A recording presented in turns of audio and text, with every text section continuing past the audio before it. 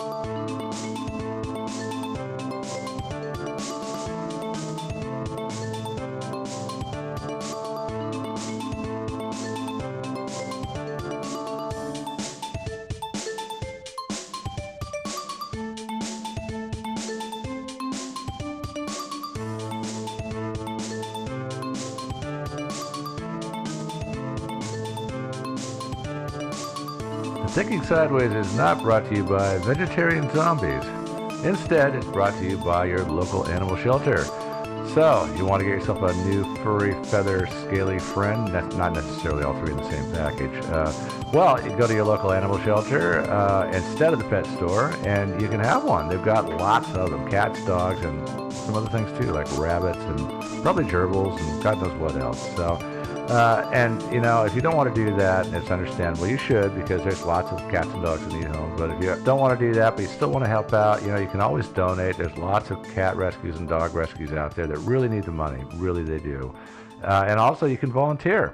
They need volunteers big time. So, yeah, do what you can. And Fido and Fluffy really appreciate it.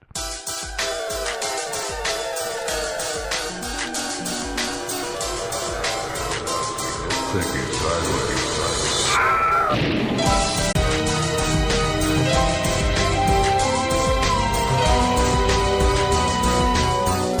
Hey everybody, and welcome again to another episode of Thinking Sideways. I am Steve, as usual, joined by Devin, Joe, and once again, we have a mystery. yay! 70s mystery. A 70s. It's actually. Although it's actually continuing to present day, though. Well, it is. It is continuing to present day. I was actually going to say it's a first for us, as we haven't really done a Vietnam War mystery before. And actually, there's a lot of interesting Vietnam War mysteries out there. There I've got a are few on my list. And I don't know why we've avoided it. Probably because the Vietnam War is a bit of a third rail. You know, it's that that electrified rail for a lot of people, even still today. It's similar to doing, shows about that are circulating around 9/11 or Yeah. things like that. So I'm going to give the caveat in the beginning, as Devin always loved to say, this show is not necessarily about the basis and everything that happened in the war. It's going to be about our subjects. One little incident happened. One very specific incident in the war. Similarly, if you love the Vietnam War, we're not going to do a good job explaining it. No. Not about the So Vietnam please War. don't email us telling us that we're bad at history. Oh, yeah. Thanks. Because we know. We know. We're really bad at It's history. big. It went on for a long, long time. Sometimes I read how long it is. I'm like, that was oh God. Okay. Oh, yeah. So let's jump right into the story. Okay. Shall we do that? Yeah. I guess, yeah. All right. So our story starts on maybe on the 27th of January, 1973, which for people who do know their history, especially around Vietnam, will know that that is the day that the Paris Peace Accords were signed to end the war/conflict/ whatever other thing people called it that was going on in Vietnam. Now, of course, the Paris Peace Accords were intended to end that conflict. Now, whether it did or not, or how that went about, that's a whole nother ball of wax. Yeah, there's contention about that. Yeah, there is. But I say that our story might start on that day, but we're not really positive for reasons that'll come out later on. Our story mainly, though, starts on the 4th of February, 1973. That is when a U.S. Air Force EC-47, operating under the call sign Baron 52, I like that one. took off from Ubon, Thailand at 11 o'clock at night. The plane and crew went about their mission, and, all was well for them. For a while. For a little while, and then they failed to make their required radio contact at 2 a.m., at which point a search and rescue effort was launched, but it would be 3 days before the wreckage would be found, crashed into the mountainside in the jungles of Laos. The plane, when it was found, was upside down, its wings were shorn off. The rear portion of the plane was pretty destroyed because it'd been on fire. Burned, a pretty large fire. Problem, of course, is that at this time in Laos, in that area, this is part of the Ho Chi Minh Trail, so even though the hostilities are not supposed to be happening, There's still enemy forces around. All kinds of them. I mean, you're not talking just North Vietnamese and South Vietnamese communists. And there's also the Pathet Lao, you know. Yeah, everybody's around, and nobody likes the Americans, which, big shocker, happens all the time. Yeah.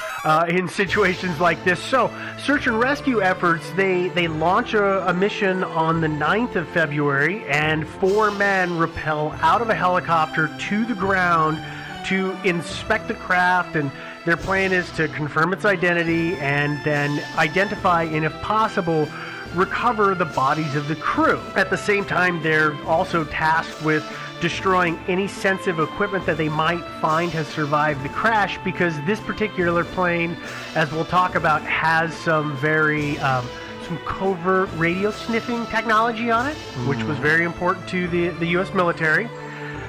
But these 4 men, they get down there, and they are they're only able to spend 40 minutes total at the site. That includes the time rappelling out of and rappelling back up into the helicopter. So they're not on the ground, but for maybe 20 or 30 minutes total. Okay. They're looking around, and they can get into the cockpit of the plane. Now, did they get in, or did they just look in the windows? Because I've heard from some accounts, it looks like they just looked in from outside. They were. It sounds to me they were able to get a short distance into it, based on one of the bodies that they found that would have been partially behind a partition. Oh. So I think they did go in. Now, not very far. You know, probably not farther than the pilot's chair distance into the cab. It was probably kind of an ugly scene. It was. The wreck was very unstable, and that will play a part in the way they go about things. But when they get in there, they're able to identify the remains of 4 individuals. There's Captain George Spitz. He's the pilot. There's Second Lieutenant Severo Prim. He was a co-pilot. Captain Arthur Bollinger was the navigator. And then outside of the plane, they also found the body of First Lieutenant Robert Bernard, and he was the third pilot. Bernhardt. Thank you. My bad. What they didn't find, though, and this is important to our story, is that they did not find the other 4 members of the crew, which, again, that's what's going on here, because this plane had 8 people on board. 4 in the front who were flying it, and 4 in the rear who were running the radio equipment. Okay. Well, but there wasn't a back of the... Sorry to interrupt. There wasn't a back of the plane anymore, right? Well, there was to a degree. Okay. There was to a degree. It wasn't fully intact because of the fire and the crashes. The tail had been ripped off. Like, this wreck was really, really unstable. Yeah. It happens a lot in air crashes. Yeah, especially if they come down very hard. Yeah. So what the mystery here is, of course, is that if they didn't see the bodies of the men at the back of the plane, did they actually die in the plane, the crash, or were they actually able to bail out before the plane went down? And if so, what then happened to them? And there's a lot of events that happen after the plane initially disappears from radio contact that makes some people think that maybe they did get out, and we'll walk through all of that. But let's stop for a second and let's roll back to the very beginning of the story, because that's the general synopsis of why this is a mystery. Okay. It's a long synopsis. I know. Yeah. I'm a long-winded guy, according to the internet. Gonna say, didn't your mom teach you to be succinct? Yeah. Actually, I've met your mom. Never mind. I was about to say, do you really want me to answer this question? Because I could go on for a while. When Baron 52 lifted off, it was only 8 days after the Paris Peace Accords had officially gone into effect. But the U.S. military, being not the most trusting organization out there, didn't actually stop its covert activities. Yeah, you know, what the hell. Yeah. Keep an eye on things. Yeah, well, and officially, I have to guess, or unofficially, I'm sure that they're like, well, listen, you know, we need to keep an eye on the Communist People's Party of Vietnam and find out what's going on, just in case they're, you know, gonna pull a fast one on us and break the rules. Well, that's what usually happens with ceasefires, so and it was. It makes a lot of sense. For context, remember, it's 8 days. I mean, when Baron 52 left, it was only 8 days. It wasn't as if this was the first time a ceasefire had been called. Yeah. And both sides had broken them before, so things like this might be why those things got broken in the past, but... Well, you do want to kind of keep it, see if they're actually abiding by it or not before you pull all your troops out. Mm-hmm. Yeah. So Baron 52 itself, though, Baron 52 is a modified C-47 aircraft, and people who listen to this show regularly may actually remember that plane from such great hits as Skytrain. Wait a minute. Skytrain. Skytrain? I did say Skytrain. Skytrain. Skytrain! Yeah, modified DC-3. Great planes. Yeah. Except when they crash. Yeah, well, and for people who Which don't, might have who a lot. may not remember that great hit, like Joe said, it's a DC-3. It's a 2-engine prop plane. It usually was, or at least in the beginning, was meant to be hauling cargo, but then they started using it at times to haul troops.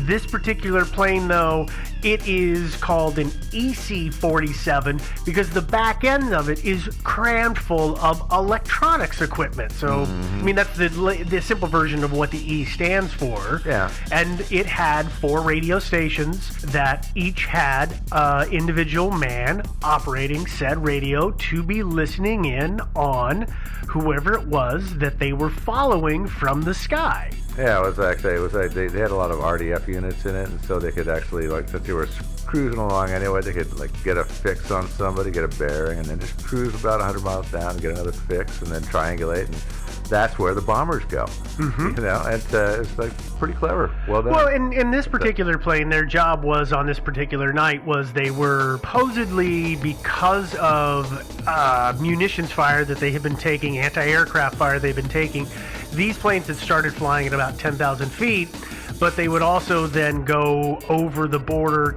head to Laos and the border of Vietnam, and they were tracking a convoy of tanks. So they were listening to them to try and figure out how far they were actually going, and were they just maneuvering around, or were they actually hauling tail heading south to continue the campaign. Sure. That was their particular mission on this particular night. Okay. Now, the plane was, as I said, was staffed by 8 people. So the men in the rear, which they often would get called the rear enders, which is just an odd way to put it, but it makes sense. They were all part of the 6994 Security Squadron. Just rolls off the tongue. I know. I don't remember ever seeing military numbers that were more than 3 digits. I So know. I was shocked to see got that. You never heard of the Fighting 6694? You never heard of those guys? No. I made movies about those guys. Oh, well, I must not watch enough movies. No, clearly. The guys that were in the front of the plane, they were part of the 361st Tactical Electronic Warfare Squadron. Oh, yeah, the Fighting 361st. I remember them. Yeah. Rolls off Basically, the tongue a little more. okay, but basically, like I said before, the division is 4 men in the back, radio operators, 4 men in the front, flying the plane. Flying and navigating.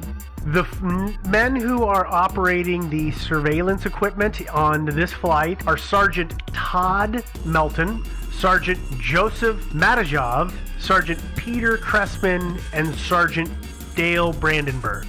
That particular night, like I said, they were supposed to be following a convoy of tanks that were traveling along the Ho Chi Minh Trail. And I realized when I started doing the research for this, so you guys know I'm going to Vietnam next year, right? Oh, yeah. So I started reading about Vietnam, and one of the things I discovered is when it comes to geography, this happens all the time on this show, I'm an idiot. Turns out what I know about Vietnam, I learned from Good Morning Vietnam. Yeah, I think we don't learn geography very well in America. No, not because at all. I had it in my head that the Ho Chi Minh Trail was an actual road. No. And it was like It's this a whole mile, area. this many mile wide swath that people would move through, and it jumped the border of not from Vietnam to Laos and eventually into Cambodia. Like, I just always in my head thought it was, like the main interstate or something stupid, which makes no sense. But that's what I thought. So if it had been a highway, it would have been quite tough, In retrospect, I realized this. Yeah.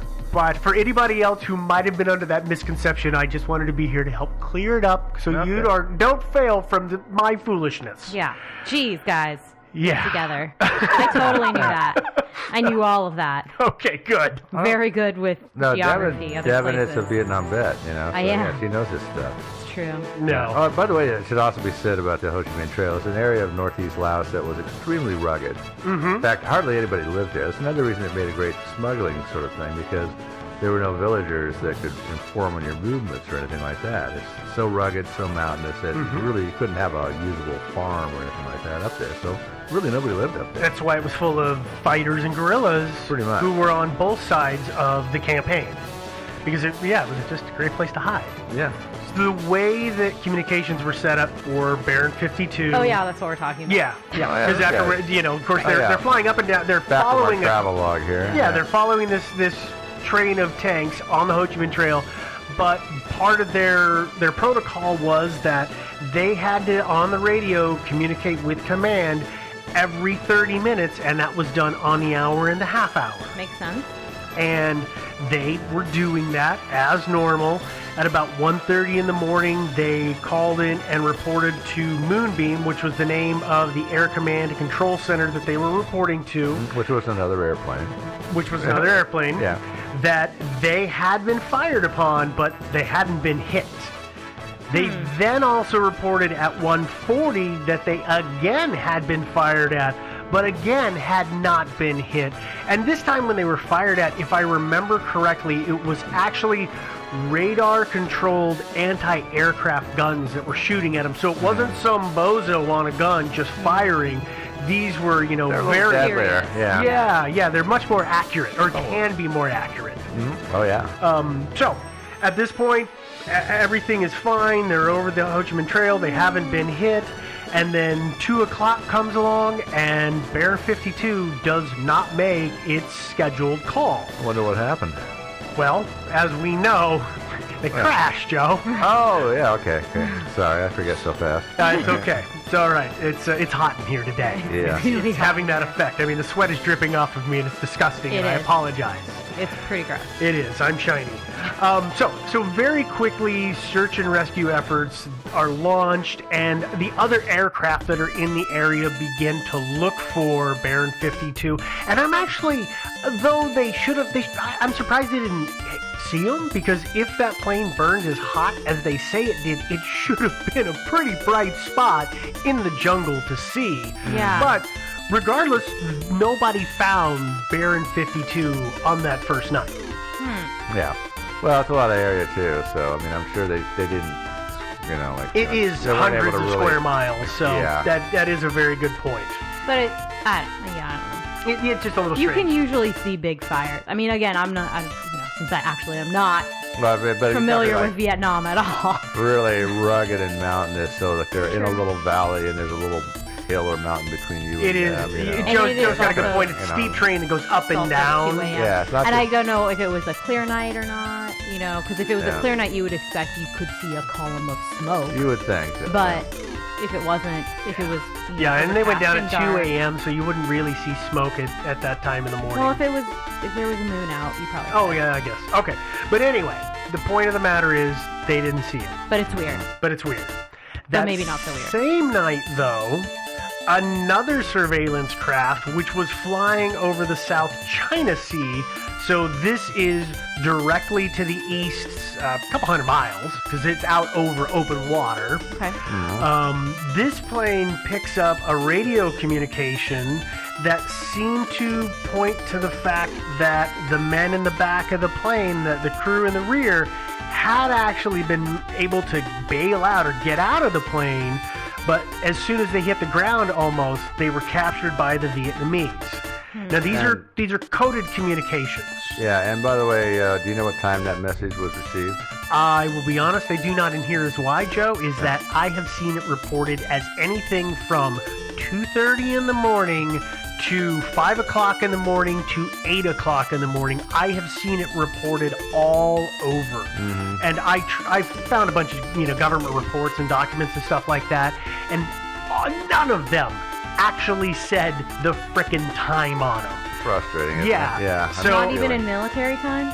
No, not even in military time. that would be which I code can to me. decode. All it said on there was this stupid 0800 stuff. I don't know. And I have no idea what time it was. No, the time is reported all over.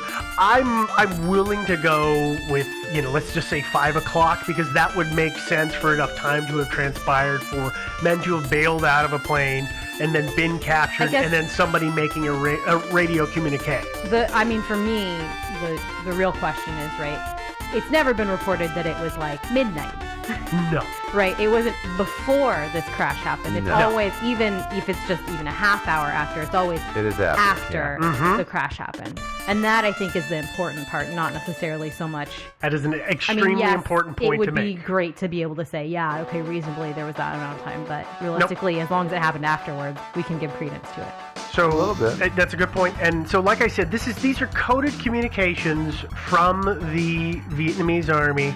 So what we've got American men who are translating a coded message in another language. So, and they're picking it up while in an airplane. So well, I'm saying this because that means that the communication isn't always the clearest reception. Yeah. And the guy who first took this, who heard it, he jotted it down and wrote it down. It was then recorded, and it was also recorded onto tape. That tape was then brought back to some command center, I presume, where it was again listened to, and a second person was able to code it or decode it. And what happens here is we get two different versions of the message. Surprise, surprise. So here's Translations don't agree. well, the translations, and there's a lot of stuff. We'll talk about that in a minute. But let me give you the actual messages. The first version says, Group 217 is holding 4 pilots captive, and the group is requesting orders concerning what to do with them. The second translator comes up with, presently Group 210, or sometimes you'll see it said Group 210B, but presently Group 210 has 4 pirates. They are going, there's a gap, from 44 to 93. That is the word 2, not the number 2. So 44 to 93. And that's where it exists. Now the problem with this log or this radio capture is what the military would do is they would have the second guy go through it and confirm it or correct it, and then they would send the tape back onto another plane to be recorded over again. So it does not exist anymore. But historically, more credence is given to a second translation in a situation like this than a first translation. Is that correct? You would think so, wouldn't you? You would think so, but I'm just wondering. I'm trying to think of the politically correct way to say this. There's a lot of fighting and debate over which one is correct. Right.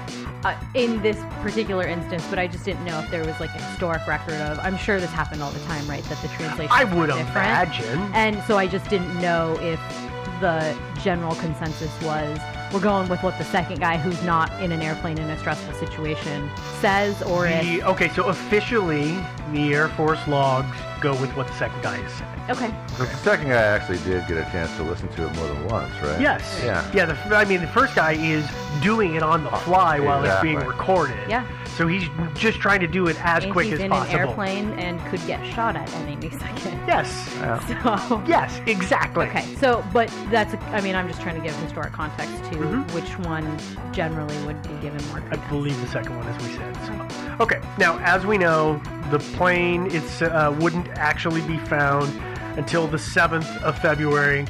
And then, like we talked about before, that wreckage wouldn't be inspected until 2 days later, which was the 9th of February. And the search and rescue team who repelled out of the Jolly Green Giant said that they couldn't.